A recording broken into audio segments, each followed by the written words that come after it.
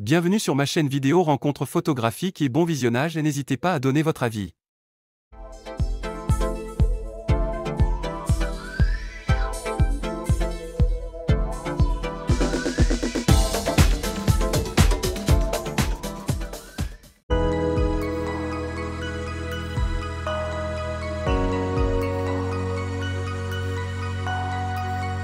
Nous sommes derrière un rideau pas de cyprès, mais on appelle ça des tuyas. Ouais. Donc ça c'est le 19e. Hein. Là on n'est pas dans le cœur de Saint-Martin-des-Arbres. On est dans le 19e. Les botanistes ont amené différents arbres du monde entier. Et puis dans les villégiatures, ils se sont emparés de ces arbres-là. Et ils ont paré leur parc de cèdres, de tuyas, de cyprès, etc. Mais ce n'est pas les arbres locaux. Hein. Aujourd'hui, on ne plante plus de tuyas. Je suis né à Rouen, mais comme j'étais un petit César, ça nous ramène à César, mais j'ai été un petit César, donc ma mère a accouché à Rouen. Et après, j'ai habité au Saint-Sulpice. Elle était des Hautes-Villes, donc arrimée au canton d'Yerville, d'Hauteville. Hein. Au Saint-Sulpice, c'était d'Hauteville. Donc j'ai survécu dans le Pays de Caux, jusqu'à Estaut. Puis maintenant, au bout du Pays de Caux, à Canteleu. Mais il ne faut pas quitter le Pays de Caux, pour autant. Puis elle vient plutôt de Fécamp et d'Honfleur. Elle va jusqu'à Guillaume-le-Conquérant. Moi, non. Donc vous voyez, on n'est pas tous cousins. Donc Bernard Alexandre, ça vous dit? Oui. Daniel Autoir, le peintre. Alors ça, c'est le Triangle d'Or. Ça, c'est Otto Saint-Sulpice, Vauville et puis Autretot. Ça veste un mendiant qu'on avait besoin pour les temps froids, etc. Donc ça, c'est le geste, le don. Et puis le fait qu'il s'intéresse aux gens du peuple et aux gens locaux. Donc c'est ce témoignage-là qui est dit dans Saint-Martin à cheval. Donc celui qui ne connaît pas les vitraux de Saint-Martin, maintenant il les connaît.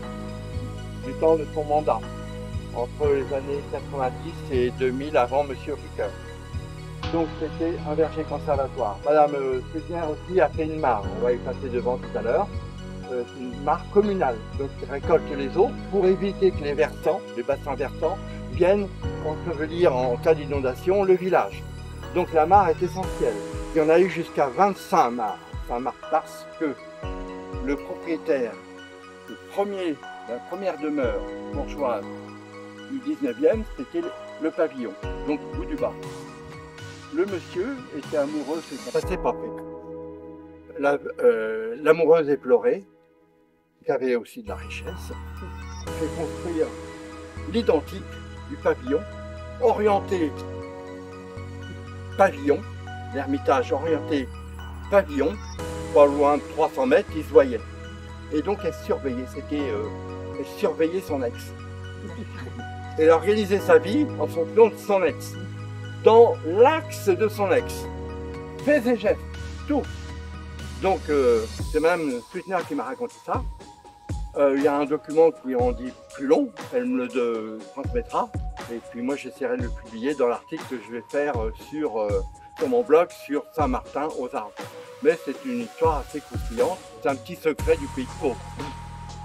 De légers talus, pas très haut, il y en a des plus hauts au niveau de la Hétraie, là où on va. Parce qu'ils avaient une histoire commune avec les Normands et les Cauchois, donc ils venaient souvent voir ce qui se passait au Pays de Caux. Il y a un Arthurion qui a traversé tout le Pays de Caux à pied en 1775. Et il a amené des techniques nouvelles anglaises. Les Anglais avaient de l'avance sur l'agriculture, sur nous, ils avaient de l'avance sur l'industrie. On a une cour, un clos sportif. Il y a le terrain de foot, mais qu'est-ce qu'on voit entouré de haies, d'arbres et de fossés, de talus. Donc on est vraiment dans l'esprit du Pays de Caux, jusqu'à ce clos sportif. C'est remarquable, hein? Allez dans d'autres communes, vous ne verrez pas forcément la chose. Donc ici, ils ont été assez loin dans le respect du terroir. Les différentes espèces d'arbres, on le voit parce que la floraison nous indique des floraisons différentes selon les arbres. Donc ça, c'est aussi très bien de pouvoir mélanger. Vous savez qu'il y a au moins une trentaine de variétés sur une masure, sur un talus fossé. Il peut y avoir jusqu'à 30 espèces d'arbres différentes. La majorité, c'est des hêtres, on est d'accord. Très exposés au vent du fait de l'altitude, ici, eh bien, on met les talus à 2 mètres. Ailleurs, on peut les mettre moins bas. Enfin, on paye les racines et plonge direct. Quoi. Et c'est ça qui est solide dans la masure, dans le clos masure. C'est l'arbre qui fiche ses racines en bas et non étalé comme un peuplier. Et ça fait la solidité du talus et ça fait l'étanchéité. Vous avez donc encore une diversité à l'approche d'un pavillon. On mettait des arbres différents, dont le marron. Là, vous avez un marronnier. Je vais vous parler de quelqu'un qui a fait le voyage du Pays de Caux. Il s'appelait Bernardin de Saint-Pierre, vous connaissez. C'est le premier qui a observé à Andenne, en Normandie, le marron flotté. Le marron qui avait traversé la mer et qui venait s'échouer sur les plages d'Andenne. 1760. C'est le premier à en avoir parlé. La dérive des noix de coco, des haricots venus d'Amérique. Donc il observait les plages, Rousseau observait les chemins, c'était l'ami de Rousseau, et lui il observait les plages. C'est lui qui a fait Paul et Virginie, vous connaissez aussi. Et c'est le premier à avoir décrit le marron flotté. Soupesez-le, vous allez voir. Ah oui, effectivement. La graine est partie avec l'eau salée. Il a été mangé de l'intérieur. C'est tout léger. Voilà. Ah oui. Et vous allez à Andenne, que j'y suis allé à Andenne, sur les pas de Bernardin de Saint-Pierre. Mais sur la plage d'Andenne, au bec d'Andenne, on trouve plein de marrons. C'est où en bas? En face de Mont-Saint-Michel. Ah d'accord. Donc on a les charmes évidemment, hein, ça fait partie des arbres qui peuplent les talus, les fossés. Je vois bien la pénétration des racines verticales. Ça aide. Alors aujourd'hui, ça serait le début de la maladie du hêtre. Réchauffement climatique, les hêtres sont en danger. Donc ils perdent de l'écorce au pied au fur et à mesure et après ils meurent. Le frêne c'est déjà fait. Maintenant on abat des frênes parce qu'ils sont malades. Mais pour la maladie, pour des bestioles, là c'est la sécheresse. Si ça continue dans le réchauffement climatique, les hêtres vont péricliter. Donc aujourd'hui, dans la replantation, on remet davantage de charmes, moins de fûts, il y a moins besoin de bois de chauffage. Donc on peut mettre des charmes, on peut mettre des chênes verts, on verra des chênes verts, des platanes, parce que les platanes viennent d'Orient, donc ça résiste à la chaleur. Donc voilà, l'évolution des masures et des clos masures va se voir bientôt dans même les essences d'arbres. Sinon, tout va aller à volo, il n'y aura plus de talus, plus rien, plus de fossés. Donc il faut garder, il faut préserver ce paysage unique. Avec Guillaume le Conquérant, ça s'est renforcé. Et ensuite, c'est devenu masure, masure cauchoise, cour masure au 19e siècle. Si vous connaissez le mot cour masure, c'est le 19e siècle. C'est-à-dire que c'est les notaires, pour vendre à des Parisiens et des Rouennais, on dit masure, ça fait piteux, ça fait médiocre, ça fait Maupassant, tout ce qu'ils racontent, c'est misérable. Donc ils ont dit, on va appeler ça cour masure. Donc ils ont pris les deux mots, ils les ont attachés, mais ce n'est pas un mot, ce n'est qu'une locution. Donc la locution, elle ne peut pas être au dictionnaire. Alors je vais venir à Clos Masure, un siècle plus tard.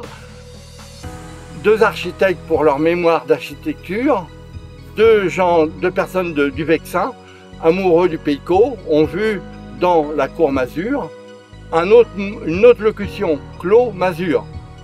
Mais ça parle de la même chose, sauf que là, à partir d'eux, se sont construits des lotissements, des maisons individuelles à l'intérieur, parce que là, ils n'ont mis qu'une maison. Ils ont mis une ferme, mais ils ont mis qu'une maison, loin des arbres. Donc s'il y avait un danger, à l'abri. Ici, que je me repère, Saint-Martin, voilà. Ça c'est le bout du bas. Là on est sur ce chemin-là. Vous voyez, là on est là. Il y avait une masure ici, des terres agricoles ici, vous voyez. Le pavillon a acheté le clos ici, qui était entouré d'arbres, donc on appelait ça un clos ou un closage. Il y avait des pommiers ou pas, mais c'était pour des terres.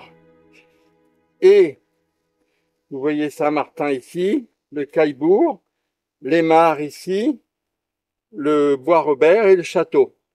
Donc on voit déjà beaucoup de mares, il y en avait 25. Ici, on a le Tortillard. Vous avez connu le Tortillard? Qui venait de Motteville et qui allait à Ouville-la-Rivière et après à Dieppe. De Motteville, il y a une route, un chemin de fer, un autre Tortillard qui partait vers Clair. Et vers Savalerie. Et les gens, les propriétaires, faisaient du maraîchage ici, il y avait de quoi faire du maraîchage, et ils portaient les légumes par le train à Motteville en carriole. Donc ils allaient à la gare de Motteville. Il y avait une petite halte au Bois-Renou et Bosquemogé. Vous voyez? Là, ici, vous avez la voie romaine. On parlait de Jules César, la voie romaine ici. Et il y en avait une autre par là qui venait de Dieppe. Celle-là, elle allait à Saint-Valery, les Mésis. Donc les voies romaines, Saint-Martin est entre les deux voies romaines importantes de l'époque. C'est pour ça qu'il y a eu des foires de Saint-Martin, qui étaient le 7 juillet. C'était des foires agricoles. Alors les foires de Saint-Martin, on les faisait beaucoup à la Saint-Martin, mais on les faisait aussi à la période où on répartissait un peu les fêtes. Donc il pouvait y avoir une fête de Saint-Martin, une foire de Saint-Martin, au mois de juillet. Et là, on y faisait le commerce agricole. Parce qu'en ville, il y avait des marchés, en campagne, il y avait des foires. Foires aux bestiaux, foires à tout ce qui tout ce qui était agricole. Donc la foire de Saint-Martin a été longtemps très connue, très réputée dans le coin. Mais on voit bien qu'elle est sur un axe de train, un axe de voie romaine, et puis aujourd'hui, l'autoroute qui passe là. Il est bien fossé, la grange, la chartrerie, les tables, le berquet venait avec sa carriole, il avait sa caravane. Le berquet, hein, c'était le personnage le plus important de la ferme, après le propriétaire, même devant le propriétaire, parce que lui, il savait lire et écrire, obligatoire, le berger. Il détenait le grand savoir. C'était le druide, un mouton. Hein. Et puis la mare, puis des fois il y avait deux mares. Il y avait la mare pour le cidre, puis la mare pour la basse-cour. Vous voyez? Puis la maison, la paille et les hêtraies. Vous voyez? Là, c'est Caillebourg. Vous voyez? Verger.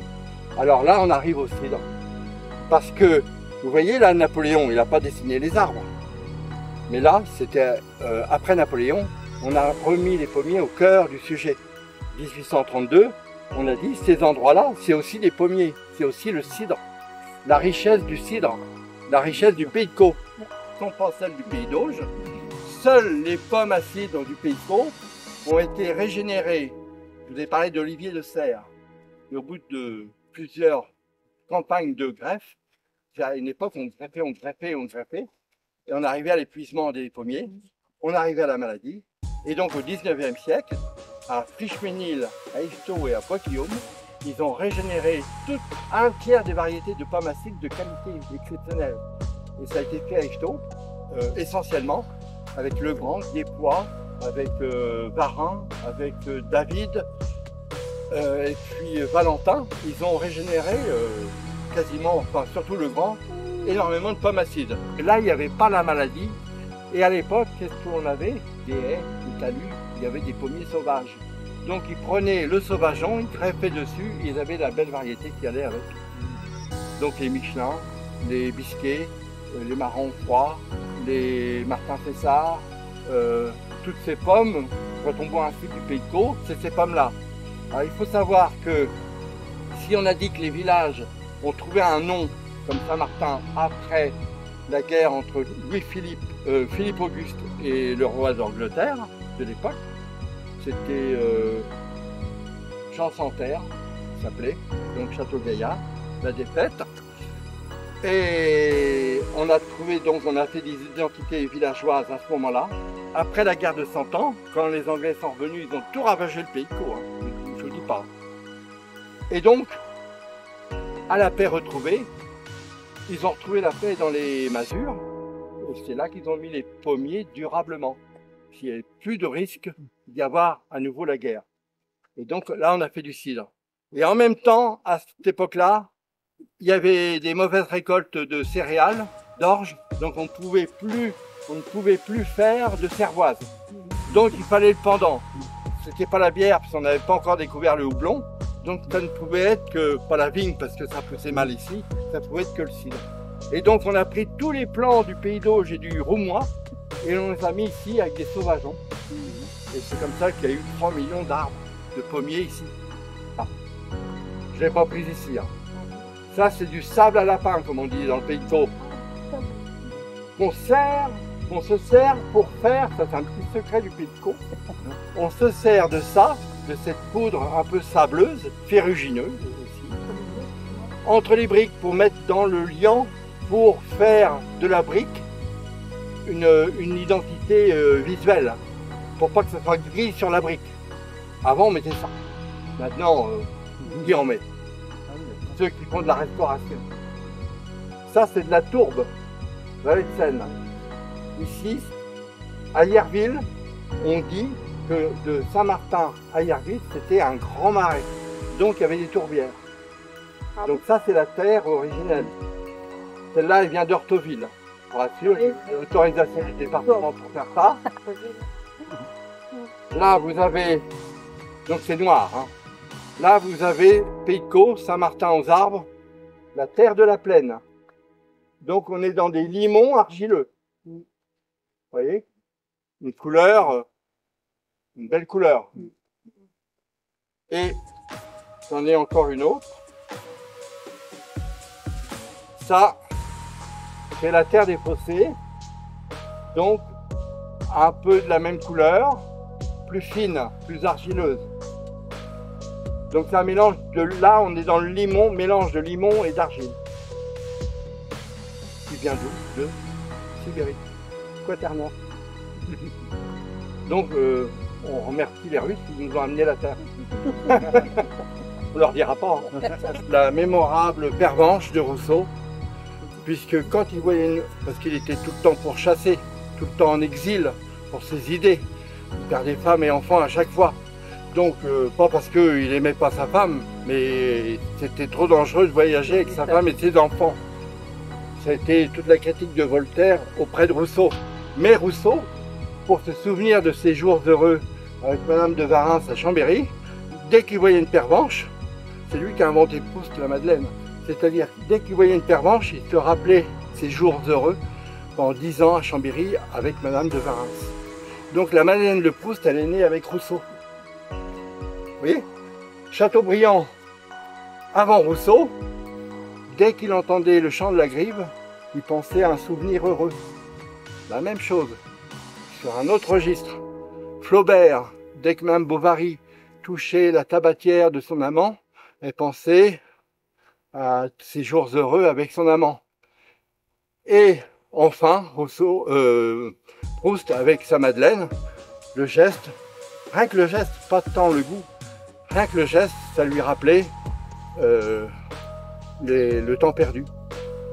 Donc ces auteurs-là, en un siècle, en 150 ans, ils ont inventé le souvenir mémoriel par des éléments de la nature. C'est bon? Il dit, André Vigarier, dans ses études sur la masure cauchoise, on sait qu'elle représente le plus beau type de maison à cour ouverte, c'est-à-dire constituée de bâtiments dispersés au sein d'une pâture complantée de pommiers et close d'un fossé doublé d'un talus planté de hêtres. Il dit tout, hein. Et ça date du Moyen-Âge. Hein. Un tel habitat fait étroitement corps avec le milieu nature. Tous les matériaux se trouvent sur place. Là, on parle de développement durable avant l'heure. Le bois des colombages vient des taillis voisins. Le chaume des récoltes céréalières. Blé surtout. Du plateau cauchois. Le limon argileux du torchis ou des briques de la cheminée recouvrent l'ensemble du plateau.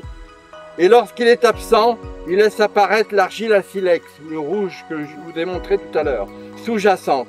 La craie du solin est également omniprésente au pied des vallées. Donc on prenait les solins et on les montait sur le plateau de Caux pour faire les pierres blanches sous les solibres.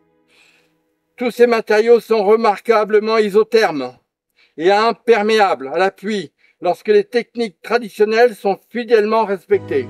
Donc il y a un savoir-faire aussi. Élimination de la mousse. Entretien sur le fêtage d'une bande d'iris. Je parle de l'iris parce que vous allez savoir pourquoi après. La structure dissociée la rend bien adaptée à l'économie rurale variée du Pays de Caux, céréaliculture, élevage bovin et porcin, pommier à cidre. Enfin, et ce n'est pas le trait le moins passionnant du cas cauchois, le fêtage d'iris est très spécifique de la région. La tradition affirme que l'iris était la fleur sacrée des Calais. Vous avez appris quelque chose aujourd'hui. Peuple gaulois du Pays de Caux, associé aux divinités agraires et aux arbres. Saint-Martin aux arbres. Remercie. C'est vers la fin.